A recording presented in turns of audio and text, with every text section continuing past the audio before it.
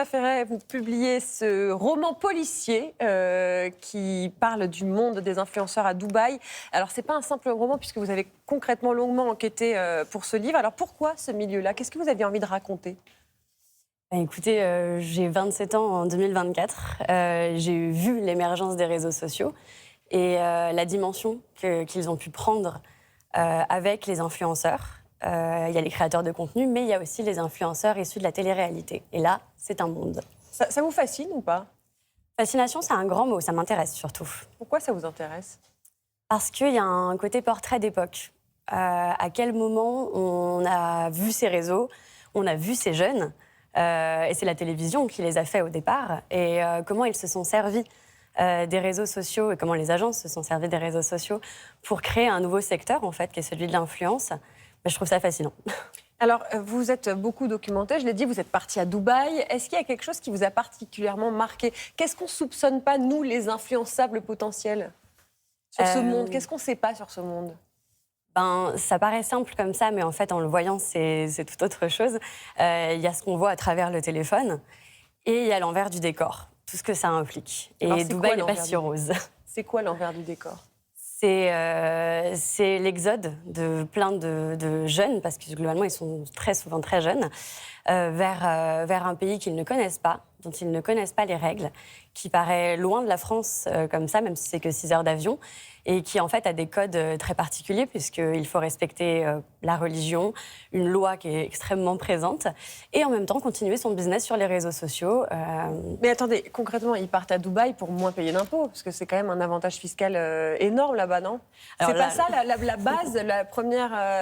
La raison officielle, c'est que il y a plus de sécurité à Dubaï. Et ça, on ne pourra pas leur enlever parce que c'est vrai qu'en France, ils vivent des cambriolages, des agressions, du harcèlement. Ça, c'est un fait, c'est établi.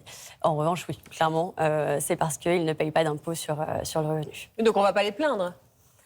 On ne va pas les plaindre. En revanche, ce n'est pas les premiers à le faire, ce ne sera pas les derniers. Donc il faut juste s'y intéresser, essayer de comprendre pourquoi aussi on n'a pas vu ça venir plus tôt. Alors, il y a un truc que moi, je n'ai jamais compris, c'est que dans les vidéos d'influenceurs, on voit des maisons de rêve, beaucoup d'argent, des voitures, des voyages. Pourquoi? Parce que concrètement, ce n'est pas leur vraie vie. Hein. Si on a bien compris, dans votre livre, vous dites que c'est quand même une vie de surface. Pourquoi montrer ce qui n'est pas la vraie vie? À quoi ça sert? À vendre.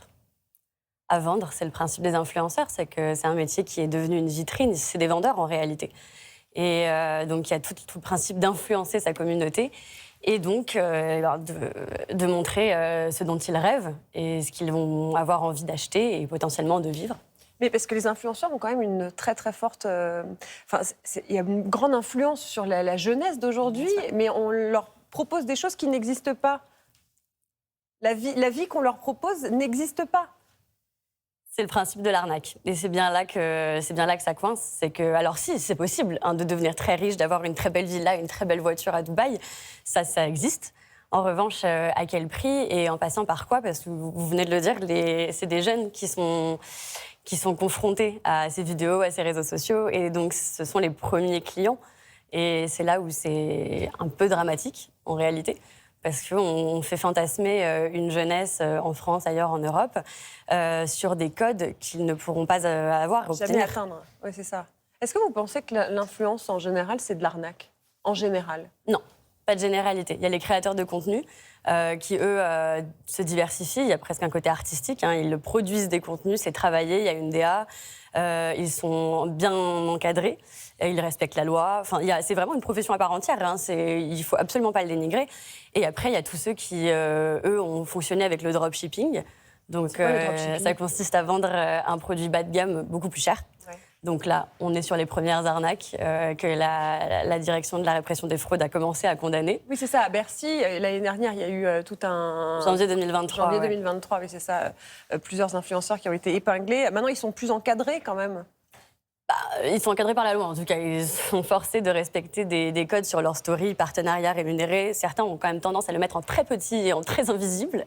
Mais officiellement, maintenant, il y a des sanctions et c'est surveillé. Mais c'est peut-être venu un peu tard quand on voit les plaintes des collectifs qui se sont réunis pour dénoncer les arnaques des influenceurs. Donc les influenceurs qui vendent une vie rêvée sur leurs réseaux sociaux, une vie rêvée qui n'existe donc peut-être pas, qui viennent aussi beaucoup, vous l'avez dit, de la télé-réalité. Et dans votre livre, on comprend que les candidats de télé-réalité ont parfois un script avec des personnages qu'ils doivent incarner, qui ne sont pas forcément eux, avec presque un scénario écrit.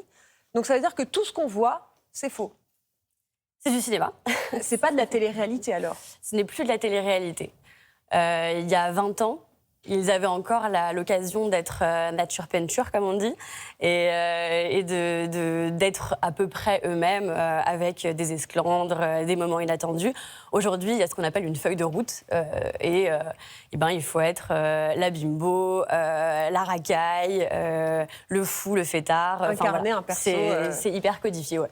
Alors, si vous voulez vous plonger dans l'univers pas toujours rose des influenceurs et des stars de télé-réalité, c'est Émirage de Emma Ferret. Ça sort aujourd'hui et c'est chez Albin Michel. Merci beaucoup. Merci beaucoup, Marie. Merci.